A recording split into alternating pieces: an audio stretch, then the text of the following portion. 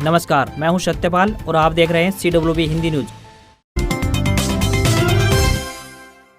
मौसम update. Haryana, NCR, Delhi में भारी बरसात, कई शहर जलमग्न, फसलों में नुकसान। जानिए आगे कैसे रहने वाला है मौसम का हाल। हरियाणा और एनसीआर, दिल्ली में पिछले 2 से 3 दिनों तक लगातार मानसून गतिविधियों ने रफ्तार पकड़ी हुई है। इसी साल के मानसून सीजन के अंतिम दौर में हरियाणा व एनसीआर, दिल्ली में सितंबर महीने में जबरदस्त बारिश देखने को मिल रही है। 18 सितंबर को बंगाल की खाड़ी पर बना लो प्रेशर ने उड़ीसा, छत्तीसगढ़, मध्य प्रदेश और वर्तमान में हरियाणा, एनसीआर, दिल्ली पर अपना डेरा जमा रखा है, जिस कारण हरियाणा व एनसीआर, दिल्ली में अधिकतर स्थानों पर पिछले 2 दिनों से झमाझम बारिश दर्ज की जा रही है। कई स्थानों पर हल्की से मध्यम और कई स्थानों पर मूसलाधार बारिश देखने को मिल रही है। आने वाले 2 दिनों तक यह मौसम प्रणाली हरियाणा व एनसीआर, दिल्ली पर अपना प्रभाव दिखाती रहेगी। साथ ही 25 सितंबर को नया पश्चिमी विक्षोभ उत्तरी पर्वतीय क्षेत्रों में प्रवेश करेगा, जिसके प्रभाव से मौसम प्रणाली उत्तर पश्चिमी उत्तर प्रदेश की ओर मुड़ जाएगी, जिसकी वजह से उत्तर प्रदेश, उत्तराखंड व पंजाब के साथ साथ हरियाणा के उत्तरी और पूर्वी जिलों और एनसीआर, दिल्ली पर 25 सितंबर के बाद भी बारिश की गतिविधियां जारी रहने की संभावना बन रही है। जबकि शेष हरियाणा की बात करें तो इस दौरान केवल बादलवाही और कुछ एक स्थानों पर हल्की बिखराव वाली बारिश की गतिविधियां देखने को मिलेंगी। मानसून सीजन के दौरान अच्छी बारिश होने के चलते कपास की फसल लगभग पूरी तरह से बर्बाद हो चुकी है। बात करें बाजरा की,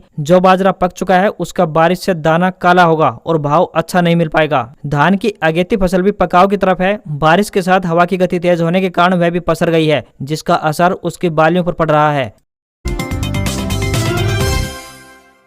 25 को फतेहाबाद में इनेलो की रैली रखी जाएगी। तीसरे मोर्चे की नींव नीतीश कुमार सहित ये बड़े नेता करेंगे शिरकत। इनेलो के राष्ट्रीय महासचिव एवं विधायक चौधरी अभय सिंह चौटाला ने बताया कि जननायक चौधरी देवीलाल जयंती पर 25 को फतेहाबाद में इनेलो की रैली आयोजित की जाएगी। रैली में तीसरे मोर्चे की नींव रखी जाएगी। अभय सिंह चौटाला शुक्रवार को फतेहाबाद में पत्रकारों से बातचीत कर रहे थे। उन्होंने बताया कि सम्मान दिवस रैली में बिहार के मुख्यमंत्री नीतीश कुमार, उप मुख्यमंत्री तेजस्वी यादव, एनसीपी प्रमुख शरद पवार, पंजाब के पूर्व सीएम प्रकाश सिंह बादल, जम्मू कश्मीर के पूर्व मुख्यमंत्री फारूक अब्दुल्ला, मेघालय के राज्यपाल सतपाल मलिक, तेलंगाना के सीएम चंद्रशेखर राव, शिवसेना प्रमुख उद्धव ठाकरे, केसी त्यागी, चौधरी बीरेंद्र सिंह, राजस्थान के सांसद एवं किसान नेता हनुमान बेनीवाल सहित अनेक राजनीतिक दलों के वरिष्ठ नेता पहुंच रहे हैं। रैली में पश्चिम बंगाल की सीएम ममता बनर्जी ने अपने प्रतिनिधि को भेजने की बात कही है। वहीं गुलाम नबी आजाद भी रैली में भाग ले सकते हैं। वहीं सम्मान दिवस रैली में जो नेता आ रहे हैं ये वही लोग हैं जो किसी समय में चौधरी देवीलाल के साथ रहे हैं, जिन्हें इकट्ठा कर चौधरी देवीलाल ने जनता दल का गठन कर उस समय की कांग्रेस सरकार को सत्ता से बाहर का रास्ता दिखाया था। आज फिर वही हालात देश में बने हुए हैं। आज लोग बदलाव चाहते हैं। प्रदेश भर से रैली में पहुंचकर लोग न केवल जननायक को श्रद्धांजलि अर्पित करेंगे, वहीं यह संदेश भी देंगे कि हरियाणा से बदलाव शुरू हो चुका है।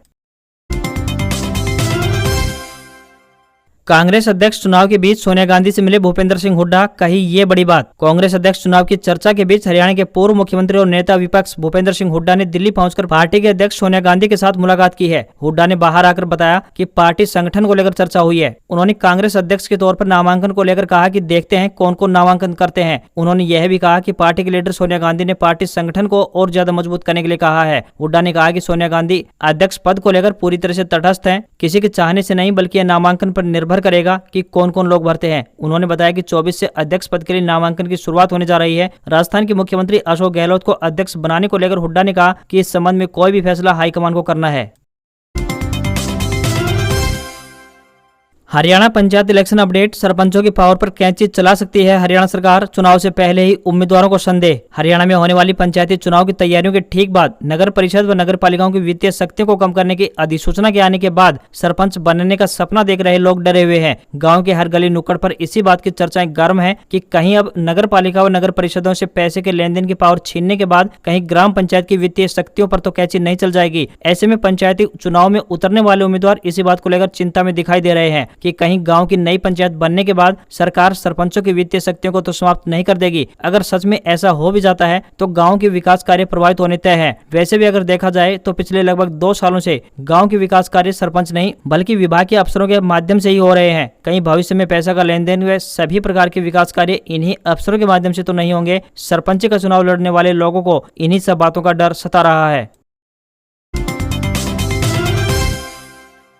ज्योति बेंदा और राजेंद्र धीमान बने एचपीएससी के सदस्य, राज्यपाल बंडारू दत्तात्रेय ने दिलाई शपथ। हरियाणा के राज्यपाल बंडारू दत्तात्रेय ने राजभवन में हरियाणा लोक सेवा आयोग यानी एचपीएससी के 2 नए सदस्यों ज्योति बेंदा और राजेंद्र कुमार धीमान को पद की निष्ठा एवं गोपनीयता की शपथ दिलाई है। इस अवसर पर हरियाणा के मुख्यमंत्री मनोहर लाल खट्टर भी उपस्थित थे। ज्योति बेंदा 2004 से 2016 तक शिक्षा के क्षेत्र से जुड़ी रही और 2016 से 2022 तक हरियाणा राज्य बाल अधिकार संरक्षण आयोग की चेयरपर्सन रही है। वहीं बात करें राजेंद्र कुमार की तो राजेंद्र कुमार का शिक्षा के क्षेत्र में 28 वर्ष का लंबा अनुभव रहा है। उन्होंने स्कूल शिक्षा विभाग में अर्थशास्त्र के प्राध्यापक के रूप में काम किया और साल 2022 यानी इसी साल में प्रिंसिपल के पद से सेवानिवृत्त हुए हैं। शपथ ग्रहण समारोह में कृषि एवं किसान कल्याण मंत्री जेपी दलाल, शहरी स्थानीय निकाय मंत्री डॉक्टर कमल गुप्ता, सांसद संजय भाटिया, हरियाणा के मुख्य सचिव संजीव कौशल, मुख्यमंत्री के अतिरिक्त प्रधान सचिव डॉक्टर अमित अग्रवाल, हरियाणा लोक सेवा आयोग के चेयरपर्सन आलोक कुमार वर्मा, हरियाणा कर्मचारी चयन आयोग के चेयरमैन भोपाल सिंह, भाजपा प्रदेश अध्यक्ष ओम प्रकाश धनखड़ सहित अन्य गणमान्य अतिथि व अधिकारीगण मौजूद रहे।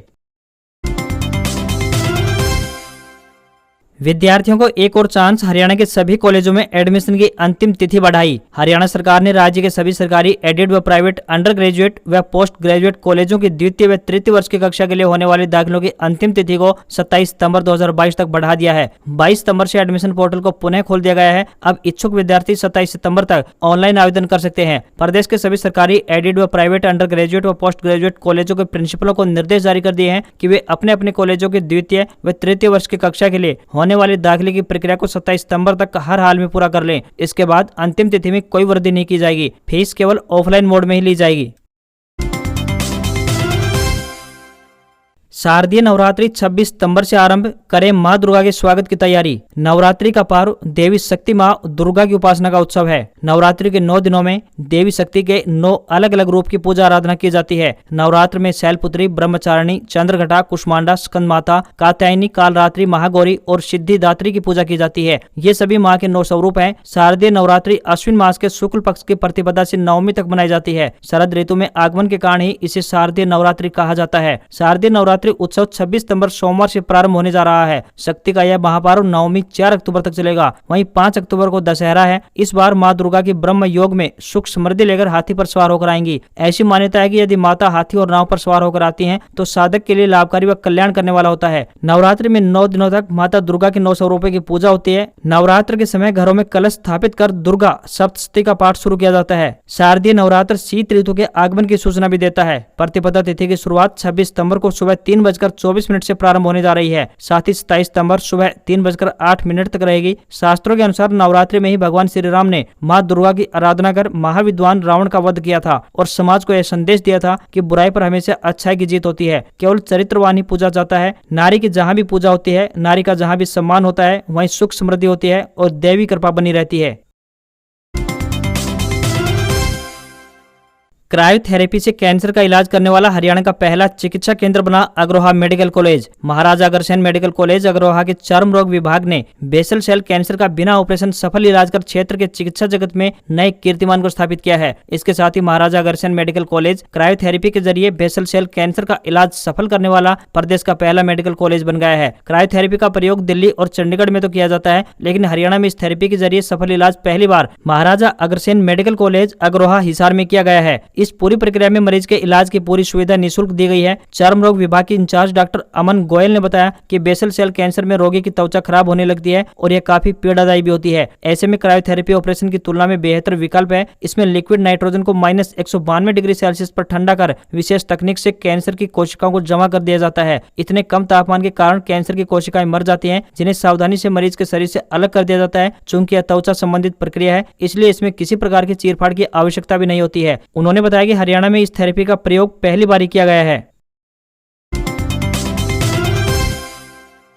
हरियाणा की इस योजना में लड़कियों की शादी के लिए मिलेंगे 71,000 रुपए। जानिए आवेदन करने की प्रक्रिया। हरियाणा में गरीबी रेखा से नीचे जीवन यापन करने वाले अनुसूचित जाति के परिवारों को लड़की की शादी के लिए कन्यादान के तौर पर अब 71,000 रुपए की राशि दी जाएगी। हरियाणा सरकार ने लड़कियों के लिए विवाह के लिए मुख्यमंत्री विवाह शगुन योजना की शुरुआत की गई है। हरियाणा सरकार द्वारा मुख्यमंत्री विवाह शगुन योजना के तहत पात्र व्यक्तियों को दी जाने वाली शगुन राशि में बढ़ोतरी की गई है। पहले यह राशि 51,000 रुपए थी। इस योजना के तहत शगुन के तौर पर 66,000 रुपए की राशि शादी के अवसर पर तथा शेष 5,000 रुपए की राशि शादी के 6 महीने के अंदर शादी रजिस्ट्रेशन कार्यालय में आवेदन जमा करवाने के उपरांत दी जाएगी। समाज के सभी वर्गों जिनकी वार्षिक आय 1,80,000 रुपए से कम है, उन विधवाओं, तलाकशुदा, अनाथ, बेसहारा औरतों तथा बेसहारा बच्चों और उनकी शादी के लिए 51,000 रुपए की राशि भी दी जाती है। इस योजना का लाभ लेने के लिए लड़की की उम्र 18 साल से ऊपर होनी चाहिए। साथ ही लड़के की उम्र भी 21 साल से ऊपर होनी चाहिए। एक परिवार में केवल 2 लड़कियों को ही इस योजना का लाभ मिल सकता है। आवेदक को हरियाणा का मूल निवासी होना चाहिए। शादी होने के 6 महीने के अंदर मैरिज सर्टिफिकेट जमा करवाना जरूरी है। अगर ऐसा नहीं करते हैं तो बकाया राशि नहीं मिलेगी। आवेदन के लिए जो दस्तावेज चाहिए होंगे वो इस प्रकार से हैं: आय प्रमाण पत्र, आयु प्रमाण पत्र, बीपीएल राशन कार्ड, आधार कार्ड, हरियाणा का स्थायी प्रमाण पत्र, पासपोर्ट साइज फोटो, शादी का कार्ड और बैंक खाते की फोटोकॉपी आवश्यक है।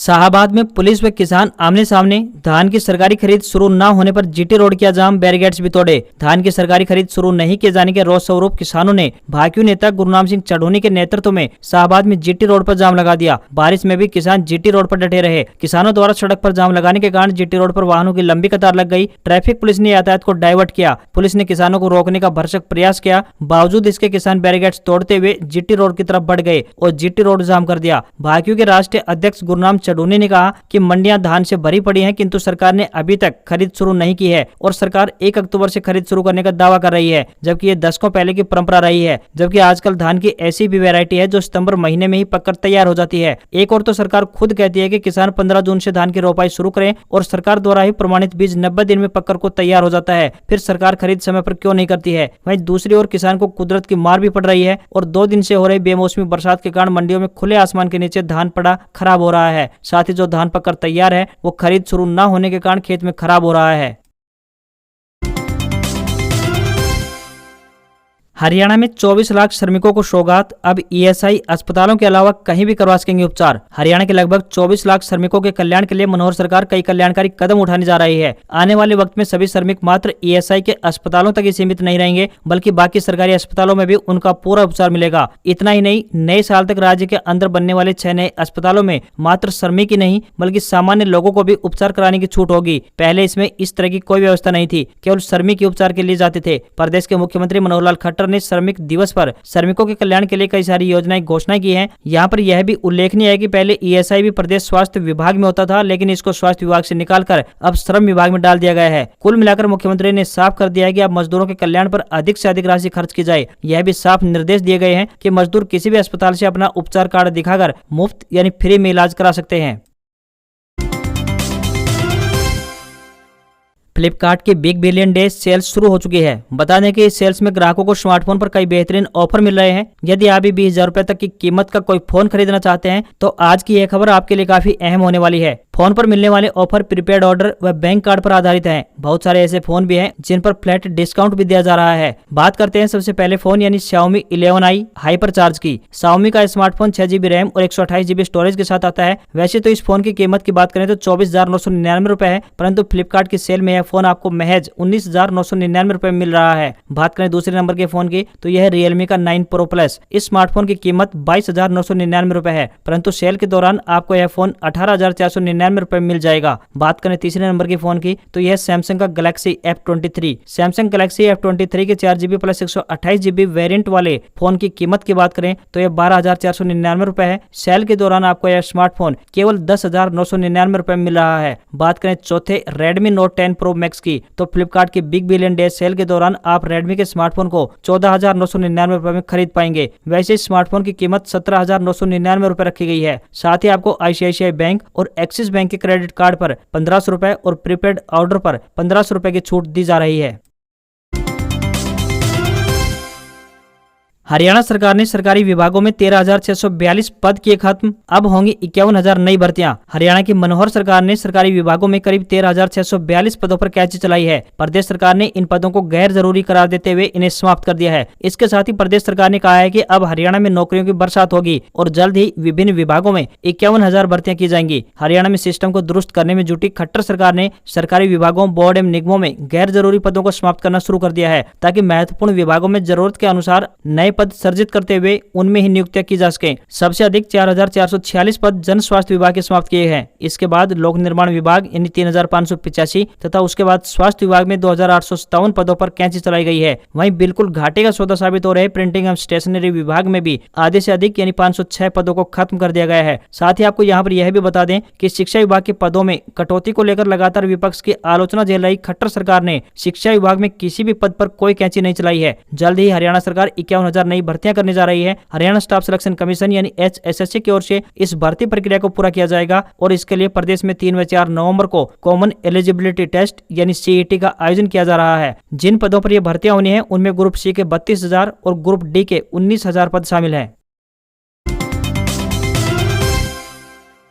1 अक्टूबर को होगा बिग बॉस 16 का ग्रैंड प्रीमियर। शो के नए प्रोमो में होस्ट सलमान खान ने की अनाउंसमेंट। टेलीविजन के popular reality show big boss का 16वां सीजन जल्द ही कलर्स चैनल पर प्रसारित किया जाने वाला है। शो के नए प्रोमो में शो के ग्रैंड प्रीमियर की डेट अनाउंस कर दी गई है। शो का प्रीमियर 1 अक्टूबर को होगा, जिसके बाद इसे सोमवार से शुक्रवार रोजाना 10 बजे कलर्स चैनल पर प्रसारित किया जाएगा। रविवार और शनिवार में होने वाले वीकेंड के वार को 9:30 बजे दिखाया जाएगा। आपको यहाँ पर यह भी बता दें कि बिग बॉस 16 पिछले सभी सीजन से बेहद अलग होने वाला है, क्योंकि मेकर्स इस बार नई थीम लेकर आ रहे हैं। शो में इस बार बिग बॉस गेम खेलते हुए नजर आएंगे। गेम कैसा होगा, फिलहाल इसकी ज्यादा जानकारी सामने नहीं आई है। बाजार में निवेशकों के 6,08,000 करोड़ का नुकसान। सेंसेक्स 1021 अंक लुढ़ककर 58,099 पर बंद। सोने चांदी की चमक घटी, वहीं डॉलर के मुकाबले रुपया ऑल टाइम लो पर पहुंचा। भारतीय शेयर बाजार में लगातार तीसरे दिन भारी गिरावट देखने को मिली है। सेंसेक्स 1021 अंक की गिरावट के साथ 58,099 के स्तर पर बंद हुआ। निफ्टी की बात करें तो यह 302 अंक लुढ़ककर 17,327 के स्तर पर पहुंच गया है। सेंसेक्स के 30 में से 27 शेयरों में गिरावट दर्ज की गई है। सबसे ज्यादा गिरावट सरकारी बैंकों के स्टॉक में दिखाई दी। पीएनबी और कैनरा बैंक के स्टॉक 5% से ज्यादा की गिरावट के साथ बंद हुए। निवेशकों को 3 दिनों में 6.8 लाख करोड़ रुपए का नुकसान हुआ है। वहीं सोना चांदी की बात करें तो दोनों में ही गिरावट देखने को मिली है। सोने में 462 रुपए की गिरावट के साथ 49,432 के स्तर पर बंद हुआ। तो वहीं चांदी की बात करें तो चांदी में भी 1243 रुपए की बड़ी गिरावट आई है और ये 56,100 रुपए प्रति किलोग्राम पर पहुंच गई है। रुपए की बात करें तो डॉलर के मुकाबले रुपया अपने ऑल टाइम लो पर पहुंच गया है। ये 19 पैसे कमजोर होकर 80 रुपए 98 पैसे के स्तर पर बंद हुआ। आज खबरों में बस इतना ही। देखते रहिए CWB हिंदी न्यूज। नमस्कार।